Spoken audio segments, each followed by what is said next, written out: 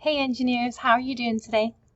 We're going to look just very briefly at reverse engineering. We've looked at this before. Let's take a quick look again to refresh our brains. So we're going to look at what is reverse engineering and what we were trying to do, our goal for the lesson over the next week or two, is to describe the processes and the purposes, or why we do reverse engineering, why anyone does it.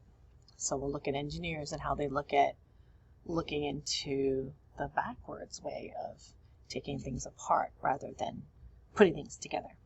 So I'm going to look at some Google Slides. We're going to look at a video game controller, and then maybe we can find something around your house to take apart that we don't give a for if we can't put it back together, although hopefully we can. So we'll look at the process of reverse engineering. Little Mr. Albert Einstein there says the important thing is to not stop questioning. Curiosity has its own reason for existing. And that's important. Why does something work? How does something work? What's the purpose of what we're looking at? What's its function? So have you ever noticed how little children are fascinated by how things work? They always want to touch, take things apart. Some professionals have looked at this and they say that they can trace back their interest in engineering, so people who work in engineering, to their childhood when they would tear apart some sort of everyday object to figure out what made them move and function. They don't necessarily mean taking apart your Lego sets. They mean like you've got something in your hand, you want to know how it works, so you get inside. Like, don't do this at home, but like, I want to know how this works. So maybe I could take this stapler apart and be like, oh, I can figure it out. There's a spring inside by looking at it. I'm not going to do it because I like that stapler. This is a cool stapler, right? It shoots all the way across the room. Just a spring. But I didn't know, unless you look inside.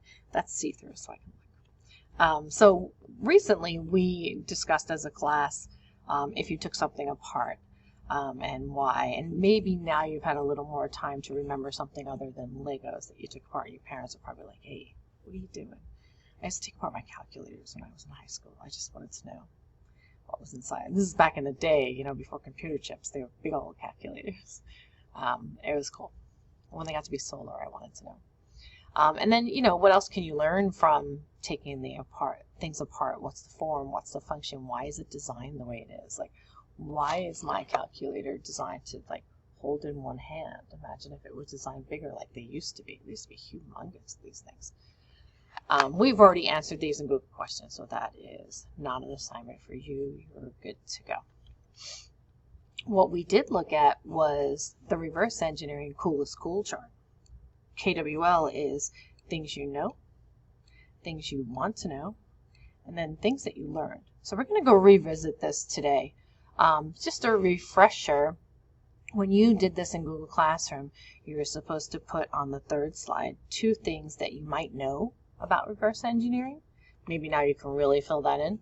And then 2 things you want to learn about reverse engineering. And now today I'd like you to go back to it in Google Classroom and put in 2 things that you're learning about reverse engineering. I'll show you where that is, and then I'll give you some information you might help you out with that answer. So the slide looks like this in Google Classroom. This one explains how to do it. This one is where you worked. Most of you did this just great, no problems. Make sure you have 2 answers in each column. That's important. 2 things you want to know. What do you already know? 2 things you want to know. And today we're going to fill in this last one and we're going to turn it in. It's in Google Classroom. It's back in week 2 and you'll find it here and you can just edit it. So to help you with that last column, let's take a quick look. Reverse engineering. The definition. It's a process that involves the study of an object's visual, functional, and structural qualities. What does it look like? How does it work, function? And then structural. How did they do this? Why do I have so many parts that come apart on this thing? Not necessarily this, any object. Reverse engineering addresses how things work and can provide economic advantages to businesses. So let's think about that. How does something work and how does it help you?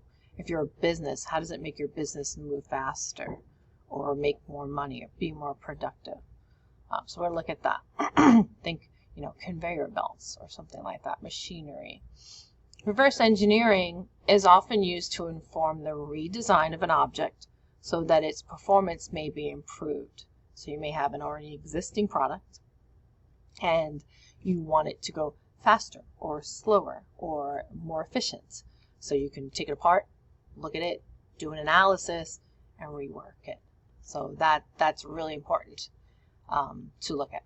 So what we're going to do today, so you've looked at 3 things on reverse engineering right here, and you've gone back and completed your cool chart and turned it in. Make sure it has 6 items on it, 2 for each column. So today's lesson, and you have all the way until Wednesday. Wednesday is a virtual learning day. I want you to go into Flipgrid. I know, maybe you'll like it. Try, just try.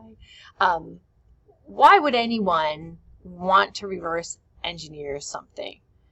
Try not to give these answers exactly. Try to think about a situation where someone would actually want to reverse engineering something, and think about it, give it some thought, and go into Flipgrid and then answer it. It'll be in a Google Classroom. There'll be a link, and you come in here and it'll say, why would anyone want to reverse engineer something?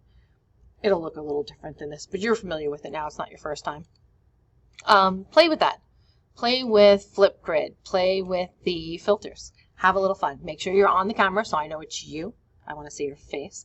But have fun. Put the hats, put the glasses, put the kitty cats. Have fun with it. It's only 3 minutes. That's all you get. But answer that question and try to give it some thought before you answer that. And next time we'll talk about why we apply reverse engineering or how we use it. Thanks for watching.